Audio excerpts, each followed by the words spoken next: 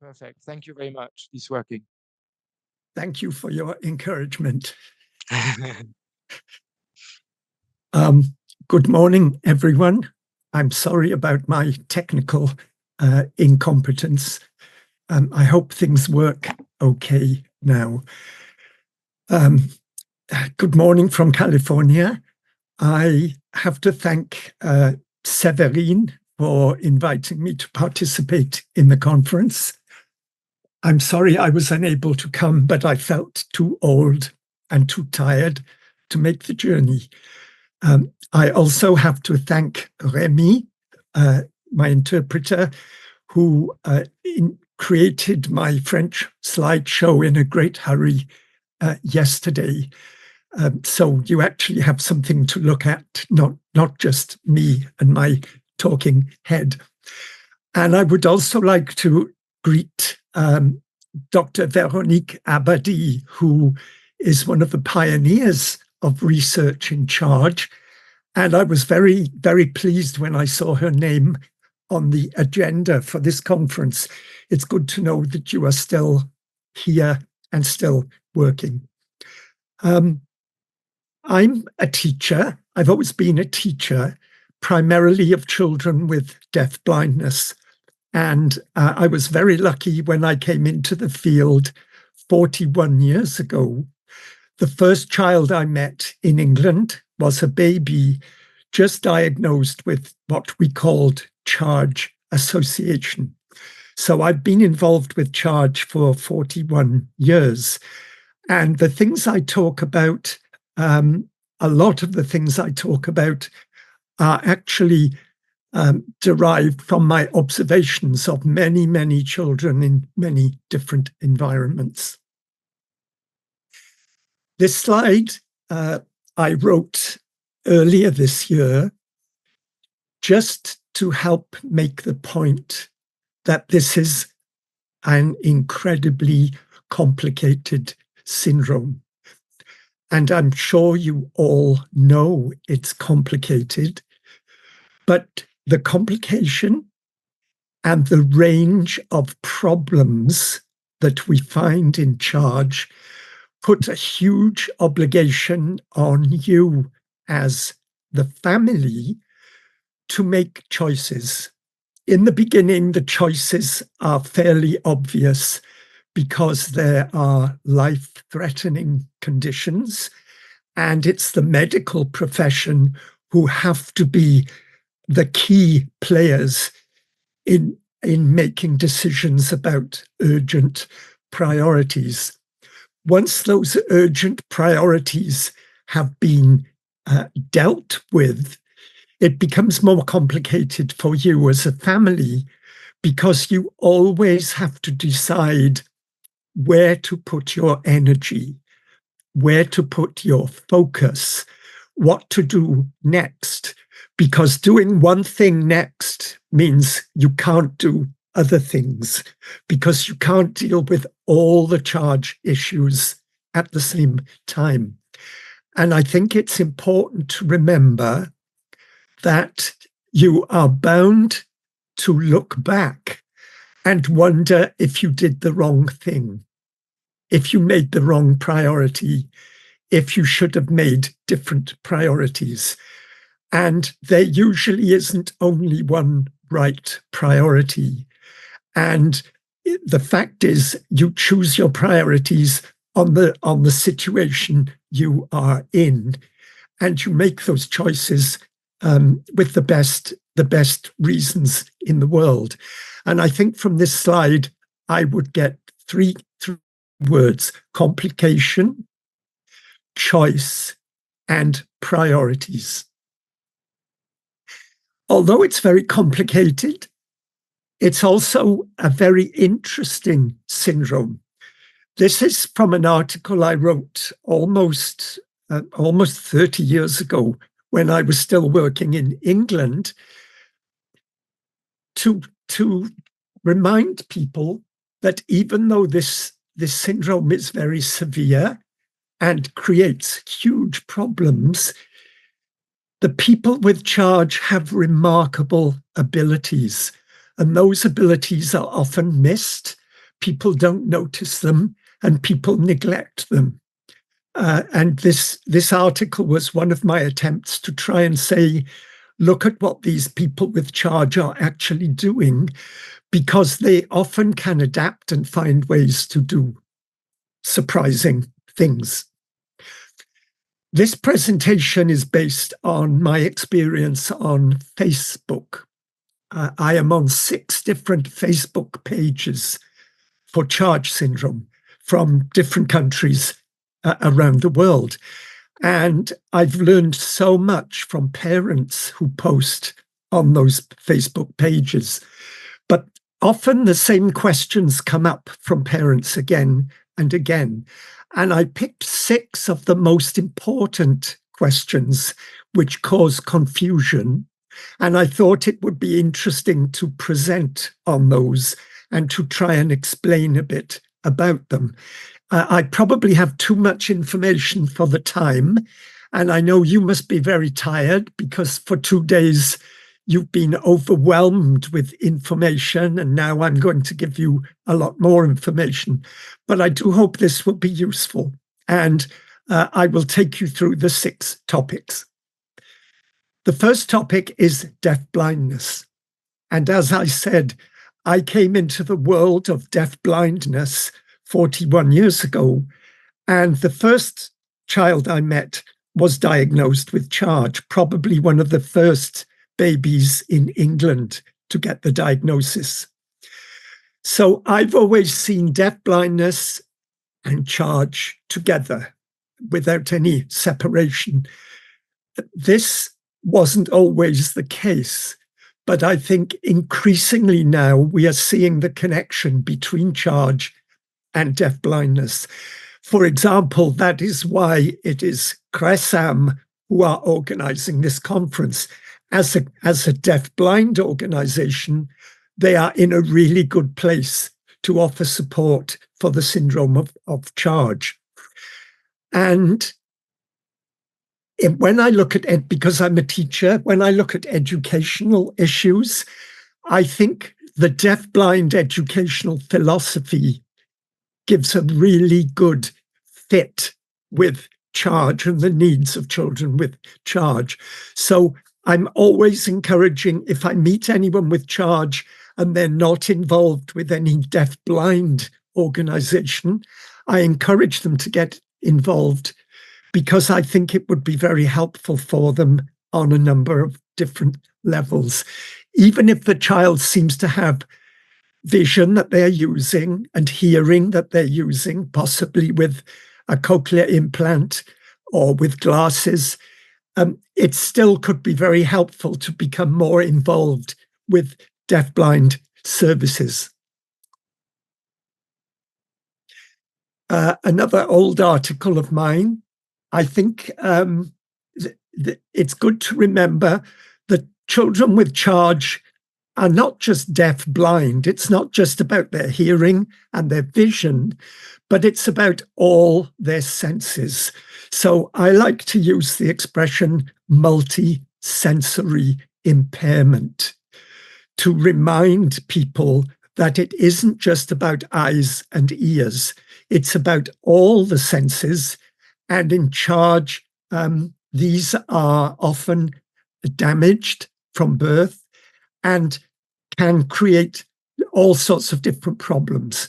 And in fact, any damage to one sense is likely to have a negative impact on all the other sensory systems. So charge involves a lot more senses than vision and hearing, and we need to think about all those senses, not just the touch sense, if we're going to work with the children. And I have a list of senses, and some of these will be familiar to you. Probably when you were in school, you learned that there were 5 senses. This is what I was told. Actually, there are many, many more. And some of the important ones here are proprioception, the vestibular system, and interoception. I don't have time to talk about those, but it's a good idea to investigate them because in children with charge, all those senses are likely to be not working properly. It's good to remember that our brain relies on the senses to know where the body is, what the body is doing, and what's around the body. And I think because in charge, most of the sensory systems are not working, in some cases they are completely missing, most of the children with charge are not in touch with their bodies very well. They don't feel their bodies very effectively. And when you look at their behaviors from a very early age, they often do things to increase sensory information coming into their bodies, especially through pressure and proprioception, and sometimes through movement, in order to give their brain a better idea what their bodies are doing. So I will show you some photographs. We see sometimes these behaviors with the fingers. I can't do that. It would just be impossible for me. I think this person is doing it because they learned a long time ago they can feel where their hand and their arm is much better if they do this with their fingers. This is a photograph of a very young baby, about 6 months old. He is deliberately crossing his fingers, I think, in order to do the same thing, to give his brain a better idea where his hands are and what his hands are doing. He probably also has his legs crossed, I would guess. I found this meme in English. It says, "Keep calm and fingers crossed." We cross our fingers for good luck, but also I think this baby is helping to keep himself calm. If you feel your body more effectively, it is innately calming and more relaxing. So many of the behaviors we see in the children, which may look bizarre, could actually be their strategies for feeling their body more effectively so that they can relax more and not be so anxious and not be so stressed. They do it also with their feet. I also could not do this with my feet. This is a child waiting to see the doctor. He's removed his shoes and socks, which is very typical. And because he is anxious, he takes this posture. And here is another child, a much younger child, doing the same thing. So these are not uncommon behaviors. And to me, they are functional, adaptive behaviors. They're not crazy. They're not bizarre. They have a really firm, important function. Here's another boy waiting to see the doctor. And again, where you and I would be sitting in the chair, maybe we would walk around, maybe we would hyperventilate because we're anxious about seeing the doctor. This boy likes to do this planking. He likes to get strong sensory inputs through his body from the arm rests of the chairs into his body. And here's a boy going to sleep with very typical charge posture. He lifts one knee and he puts the other ankle on the knee, which gives a lot of really strong information to his brain where his body is, and his body is not moving and it's safe, so he will not fall. And then he puts his hands under his back with the palms open so that his back is pressing. And of course, he covers his head to close out the light so that he can sleep. So all these behaviors indicate multisensory impairment. And just for your information, we have a deafblind census every year in the United States. This is from 2017. And this shows the frequency of children with different syndromes. and you will see out of 10,000 children, there were 933 with Charge syndrome. Almost 1/10 of the population of children with deafblindness have Charge. It is, in a big way, the largest of all the etiologies that we work with in our deafblind field. So that was deafblindness. Next, I'll talk about vestibular dysfunction.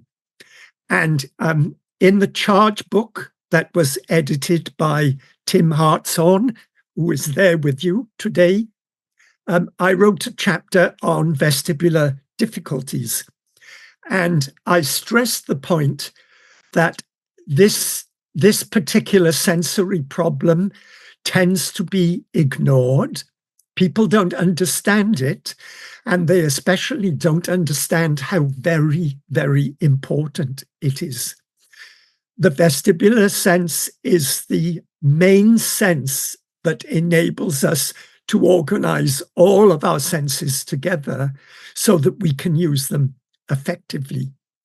And later in the chapter, I wrote this, and I keep hoping someday someone will really investigate vestibular dysfunction and relate it to behavior, because I think it has a big influence on the children's behavior. I hope I'm not moving these slides too quickly, but I'm looking at the clock, and I don't want to keep you from your dinner tonight. This shows the vestibular apparatus. What you see on the screen, we should have this in both sides of the head in the inner ear. The big yellow thing at the bottom, like a snail shell, is the cochlea. And then the other apparatus on the right is the vestibular apparatus.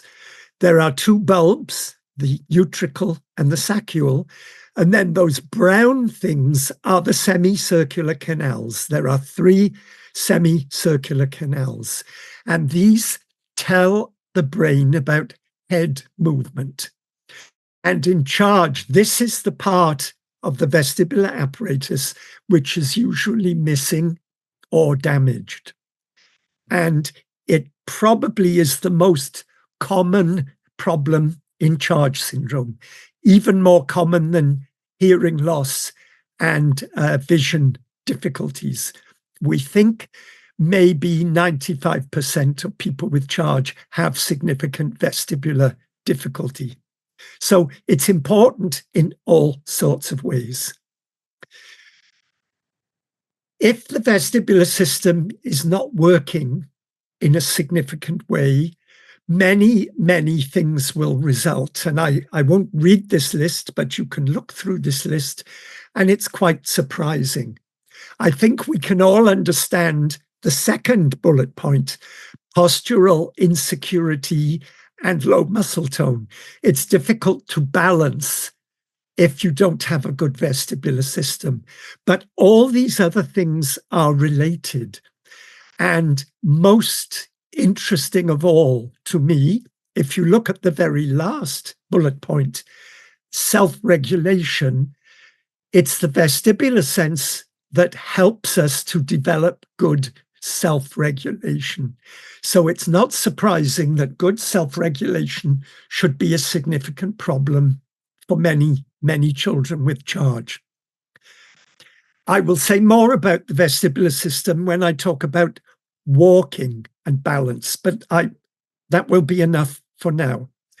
Now I will come to vision, and I want to talk about 2 aspects of vision. Reduction of the visual field and difficulties with visual fixation. So first of all, the visual field. You know that coloboma of the retina is quite common in Charge. The retina is inside the eyeball. It's a whole layer of skin which lines the inside of the eyeball, and it's very sensitive to light. In this diagram, you see a section through an eyeball. The red color shows the retina, around the inside of the eye. You see the macula, which is the area of very fine vision. But if you look at the bottom, you see the red area doesn't go all the way down. It stopped developing when this child was a fetus in the womb. And that is a representation of a coloboma. The eyeball forms from the top in the fetus. It forms from the top and it grows down, and then at the bottom it joins together and you have an eyeball. And so many of the charge problems are the result of development being arrested, being stopped. So if the eyeball is going to begin developing but then stop, that suggests that the place where the retina is missing will be at the bottom of the eyeball. So if there are colobomas, they are more likely to be at the bottom of the eye rather than at the top. And we see this when we see photographs taken by the ophthalmologist showing the eye. Of course, colobomas can be very big. They can be very small. Some children have no colobomas. Some children are born without eyes. That's rare, but I have worked with one child who was born with no eyes. So the arrested development happened very, very early for that child. Now, that area at the bottom where the retina did not develop will be a blind area. So there will be a whole part of the child's visual field missing because the retina is not there. Now I'll show you another eye, and you will see in the second eye, the retina is smaller because there's a much, much bigger coloboma. And in this eye, the coloboma has covered the area that should have the macula. So the first eye should be able to use fine vision for things like reading text, for example. The second eye will not be able to do this because the area of fine vision never developed. So we're going to find that with retinal colobomas, it's likely that the bottom of the retina will be missing. What does that mean for the child looking at the world? Well, we need to understand that when an image, a light image, comes into our eye, it's inverted onto the retina. Here you see a little man on the left, but when his image goes onto the retina at the back of the eye, it's upside down. The retina turns the image into electrical energy, sends it through the optic nerve to the brain, and our brain turns it the right way up again. So if the bottom of the retina is missing, if you look at this picture, it's the top of the man which will be missing. The man's head and maybe his arms will be missing. So for the children, this means that if the colobomas are at the bottom of the visual of the eye, it's actually the top of the visual field which will be missing. So it will be as if the child has a hat which is pulled down over the eyes. And the very typical behavior we see in people with charge is to extend the head back, to lift the head in order to bring the visual field up and see where they are going. People say to me sometimes, parents say, well, they tell me my child's upper visual field is missing, but I think it's the lower visual field because when he's walking across the room, he falls over things on the floor. He doesn't see things on the floor. He will even fall over a chair or a coffee table. So I think the bottom of his visual field is missing. What's actually happening is because of the balance problems the child has, they are using their vision to help them balance when they walk. So they lift their head and they look at something like a picture on the wall or the door handle or the clock on the wall, and they stay looking at that as they walk, and it helps them to balance. But if their visual field is up there looking at the clock on the wall, they're not looking down to see what's on the floor. It's important to understand that so that you know what kind of treatment you need to give the child for them to use their functional vision. That was a very quick, maybe not very good explanation.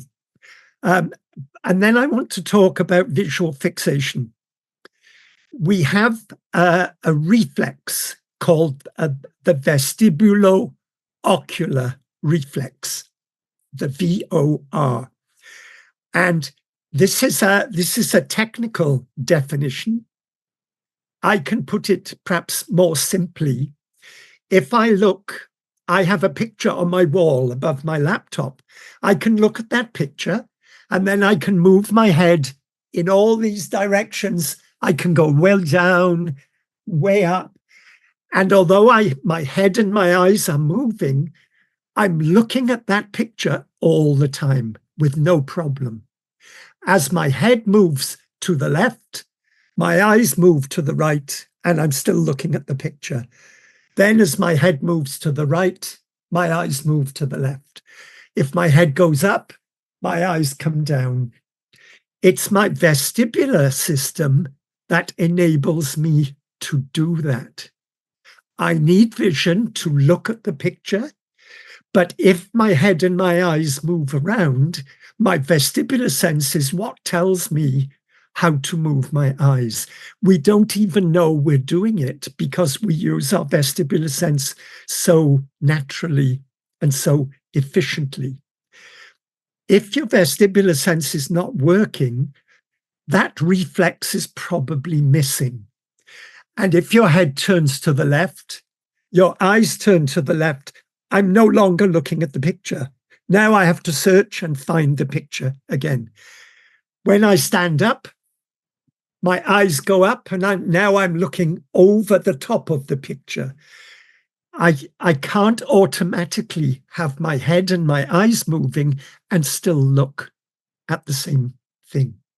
So I have to find a way to keep my body and my head and my eyes fixed, to keep them still, so that I can keep watching a person talking, watching a person signing at me, watching a video on an iPad or a television.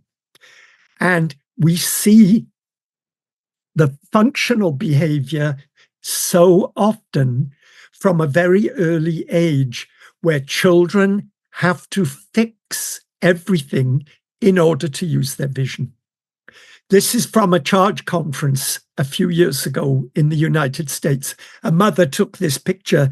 We were at the Saturday night party. There were actually 5 young children all playing with iPhones. This is America, of course. They're all playing with iPhones, but in order to use the iPhone effectively, they have to lie on the floor on their side, put their head on the floor so that there is no movement other than eye movement and hand movement.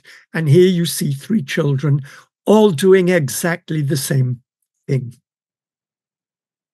Here is an older boy showing great ingenuity. He's on the couch. He's kneeling on the couch sideways.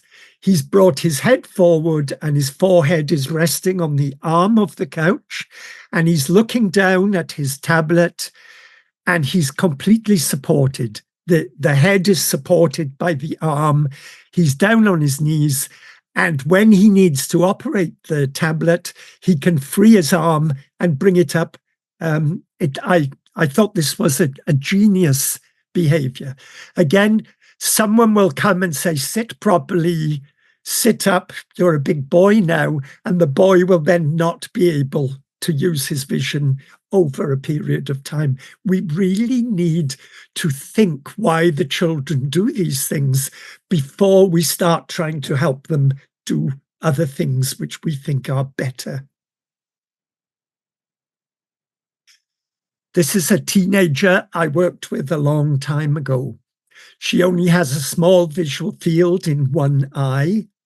She has high-level medical problems and significant vestibular dysfunction. She didn't walk until she was almost 7 years old.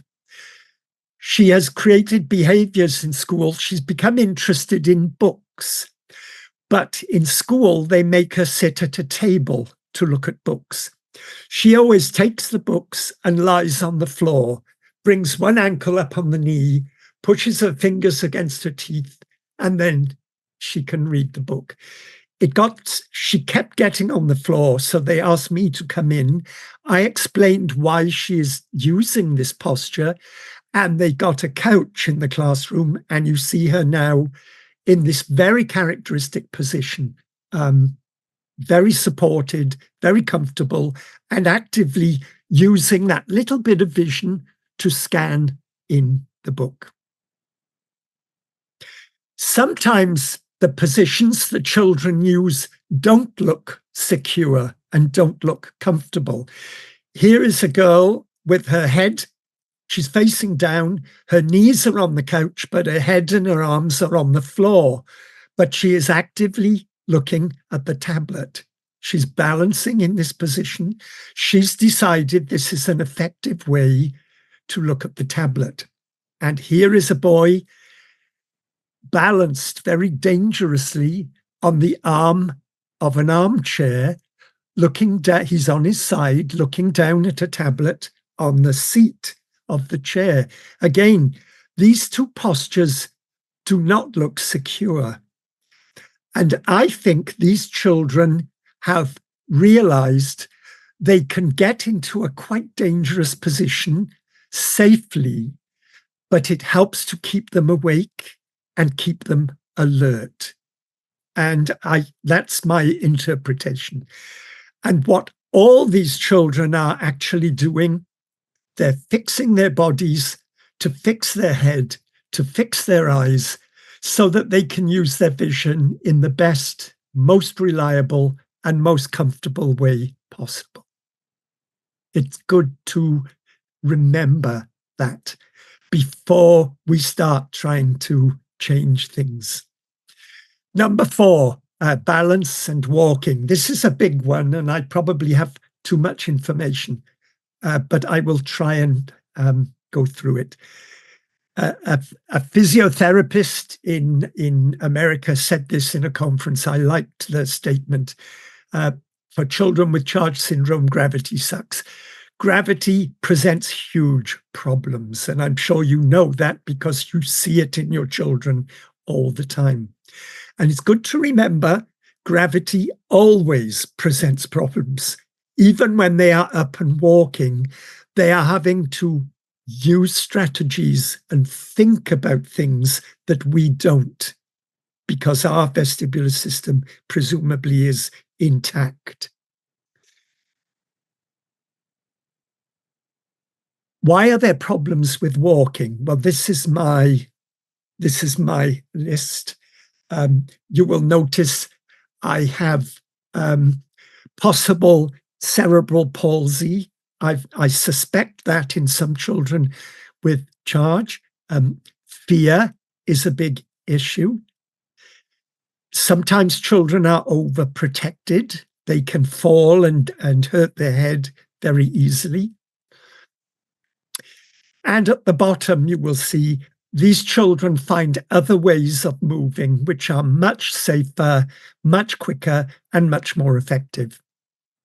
But all the children I know eventually stand up and walk.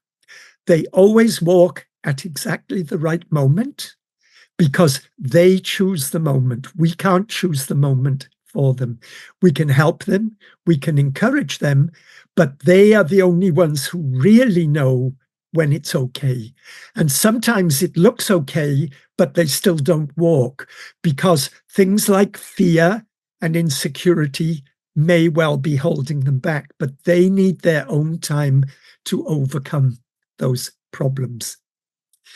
And I've already mentioned that a good sense of equilibrium comes from 3 sensory systems, not just from the vestibular sense, but also from the muscles and the joints in the body, which is proprioception and sometimes touch, but also vision plays an important part. And I've seen children with charge who can walk inside the school because there are many vertical lines. They use the side of the door, the corner of the room, the side of the window. All those vertical lines visually give them a good idea which way is up. And that helps them to manage their body against gravity. If you then ask those children to come outside the school building, they often refuse, or they drop to the floor. And I've seen teenagers drop to the floor and crawl like a baby, because outside the school, there are no vertical lines. There might be a tree a long way away. The main line, of course, is the horizon, which is horizontal. So remember that vision is part of our balance skill, and any work we do to improve a child's functional vision is a contribution to walking and improved equilibrium. Jean Ayres was an occupational therapist, and I like this quote. She said, after air to breathe, postural security is our next most urgent priority. In other words, if you don't feel that your body is safe, if you think you might fall, that will override everything else in your brain until you can get that sense of postural security. So children need the right support. It has implications. The girl who couldn't look at books sitting on a chair at a table, but had to be lying down on her back. Other children have to be lying on their side. They know where they are most secure. So we may need to adapt the furniture. They may need a special chair with a footrest and armrests. They may need a chair that lets them recline back. They may need a different table. They may need to work in the horizontal position. I've worked with many children working on sign language with them lying on their side, because their brain is the most available, because they're not worried about falling over. The missing information from the head to the brain is very serious. And we see these kinds of strategies. Sometimes children, especially when they're walking, oscillate the head. You see this weaving, often in a figure of 8. They exaggerate whatever vestibular sensation they have.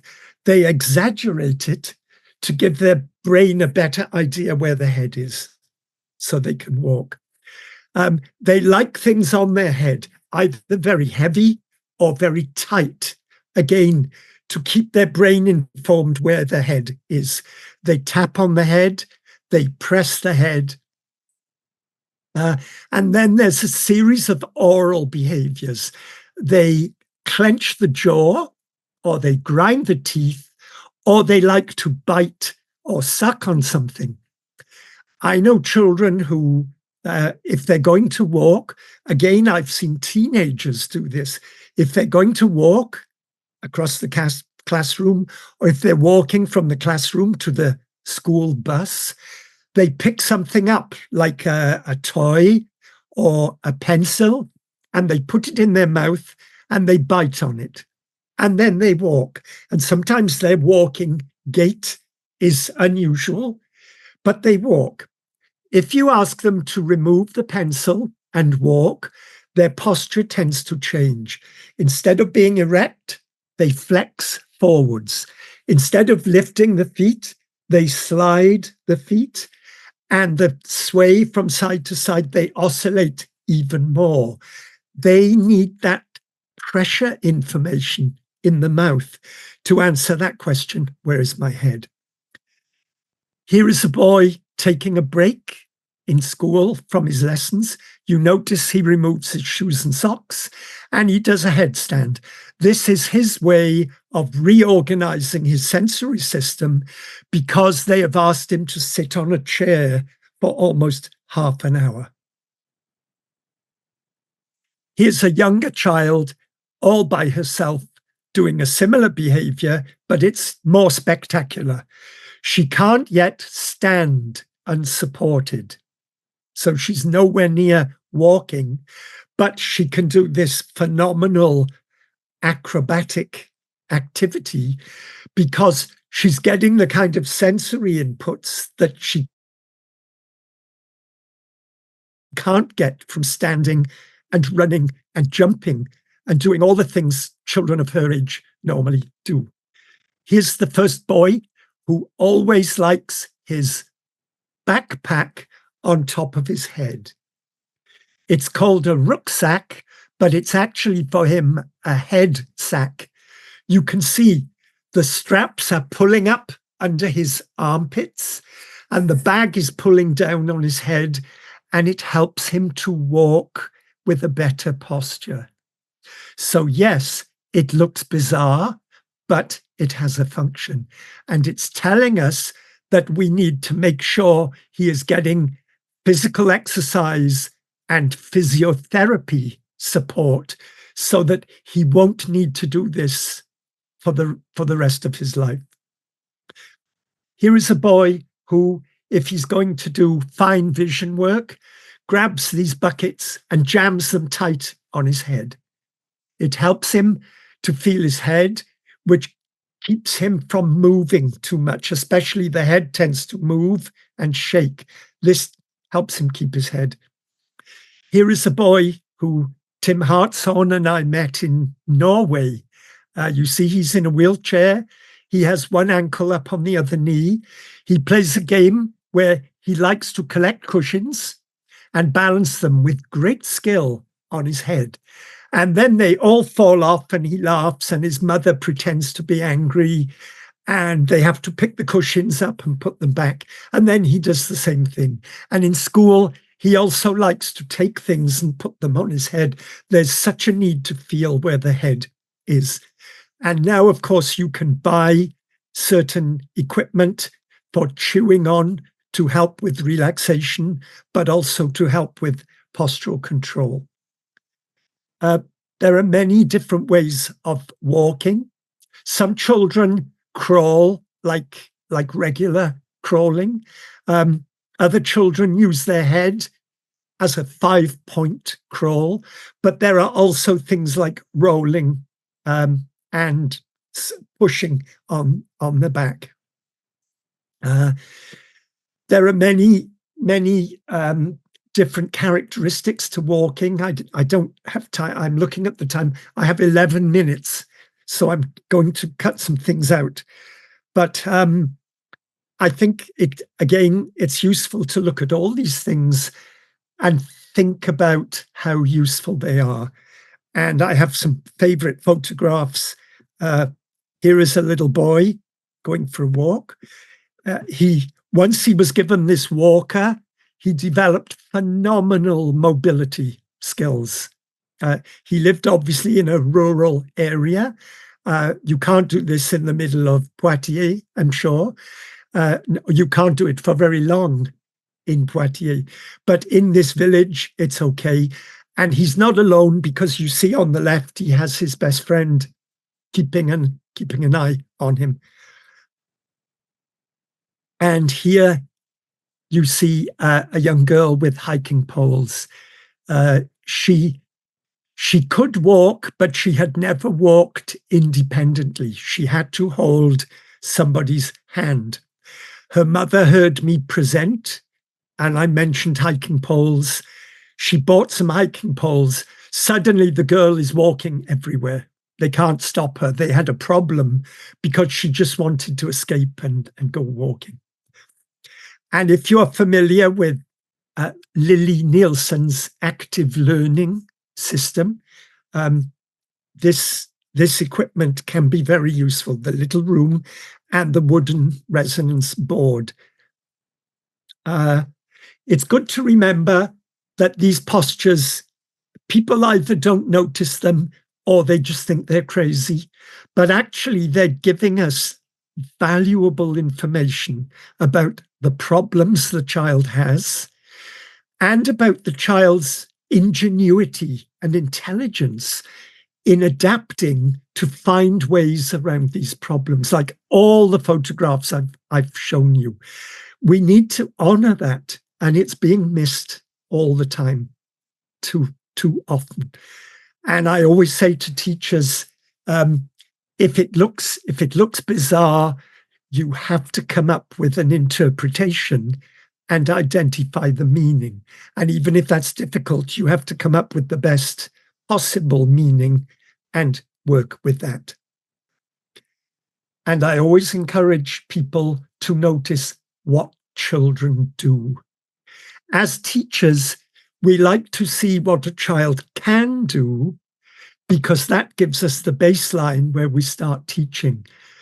But I always say, no, you've come in too soon, too far ahead. You need to go back and you need to spend time saying, what do you do when you're all by yourself? What kinds of things do you do? And I mean things like I've shown in these pictures. I often ask people when I meet a new child, what does she do when she's on her own? And people laugh and say, oh, she doesn't do anything. What they mean is she doesn't do anything that I would consider important or valuable. But actually, everything they do is valuable insight that they're giving us all the time. Let me skip on. I was going to talk about dental problems, but I know you've had a presentation on this, and I want to commend the conference organizers. Nobody ever talks about dental problems, so I'm thrilled you've actually had that. And I talk about these when I give presentations, but I won't go into detail today. But I do think the last two items on this list, pouching of food in the side of the mouth and grinding the teeth. Grinding the teeth can be voluntary to confirm to the brain where the head is. And pouching of food sometimes is based on fear of choking, but sometimes the pouching creates extra pressure sensation to help the child know where the head is. So again, we need to think multi-sensory. And I've got some horror pictures, which I won't need to show. And my last point, which is very appropriate for you at the moment, because I'm sure you are all having this problem, but I've almost finished. Fatigue. And people often talk about people with charge being lazy. They like to lie down. They always like to lie down. They always like to have their head supported. It isn't laziness. People with charge can be lazy, just like I can be lazy and you can be lazy. But generally, it's not laziness that people think they're seeing and that they criticize. Because this happens so often, I made a list, and this might be the most important slide I show you today. 21 charge issues, each one can contribute to fatigue. Think about it. Being severely visually impaired in a sighted world is exhausting. Being deaf in a hearing world is exhausting. Having bone malformations and having to move around and function makes you tired. Having problems with self-regulation, having regular periods when you become very stressed and very angry, and maybe you have a tantrum. is exhausting. You need time afterwards to regain your energy and organize your body. So any one of these will make you more tired than people who don't have that problem. 2 of them will make you more tired. Sometimes people with charge have 10 of these, or a dozen, or 15. One parent, when I showed this slide, said to me, my son has 19 of these. And he'd gone through school, he'd passed exams, he was working in a supermarket with 19 of these problems. And the supermarket had understood and had taken him on with a paid job, working very few hours a day with regular breaks. And they even provided a space in a room where he could go for 10-minute rests through the day. So do think about fatigue. And as a teacher, I think getting a good educational program, you do need to be positive. You need to have high expectations. You're not just looking after the student, you are teaching them. So you need to be positive, but you need to remember everything they do probably takes more thinking, more attention, more concentration, more energy, and more time for them than it does for us. And my last slide, I wrote about 20 years ago the problem that children with charge can adapt so well. They can find strategies to cope with their problems. We can help them to do that. But then people think those problems are all gone. So they say, he used to have balance problems, but now his balance is fine. Well, no, it's not fine, but he manages it well. She used to have hearing problems, but now she has a cochlear implant, so her hearing is fine. No, it's never fine. It's never normal. It's really good to remember that everyone with charge is dealing with things that we're not dealing with. And it might not show too much, but there might be sudden moments when it shows. And we say, why is she so upset? Why is she angry? Why did she stop doing that? Why did she lie on the floor? Well, there might be very good reasons. And the important thing is to ask for the reasons. So I've actually finished on time. It's a miracle. And I want to thank you for inviting me. I hope this was helpful for you. And I hope that you go away from the conference with, you will be very tired, but I hope tomorrow or the next day, you will have more energy and more confidence about moving forward into the future.